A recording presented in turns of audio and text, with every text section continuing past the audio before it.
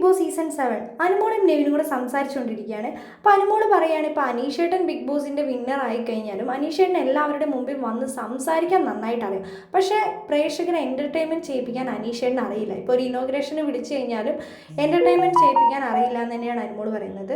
അതേപോലെ തന്നെ ഷാനവാസക്കയും വിന്നർ ആയി കഴിഞ്ഞ് കഴിഞ്ഞാൽ ഷാനവാസക്കാർക്കും സംസാരിക്കാൻ അറിയാം, പക്ഷേ പ്രേക്ഷകരുടെ മുമ്പിൽ എൻ്റർടൈൻമെൻറ്റ് ചെയ്യിപ്പിക്കാൻ അറിയില്ല എന്നാണ് പറയുന്നത്.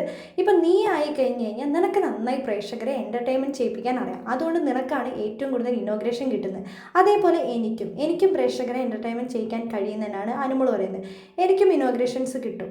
അക്ബറും വിന്നറായി കഴിഞ്ഞാൽ അക്ബറിനും സംസാരിക്കാൻ അറിയാം, പക്ഷേ പ്രേക്ഷകരെ എൻ്റർടൈൻമെൻറ്റ് ചെയ്യിപ്പിക്കാനൊന്നും അക്ബറിന് അറിയില്ല. അക്ബറിന് കുറേ പാട്ട് പാടാനും അറിയാം, പക്ഷേ എന്തെങ്കിലും ഒരു എൻ്റർടൈൻമെൻറ്റ് ചെയ്യിക്കുക എന്നൊക്കെ പറഞ്ഞു കഴിഞ്ഞാലും അവിടെ എവിടെയെന്നൊക്കെ പോയി നിൽക്കലാണ് ഇവരെല്ലാവരും ചെയ്യുന്നത്.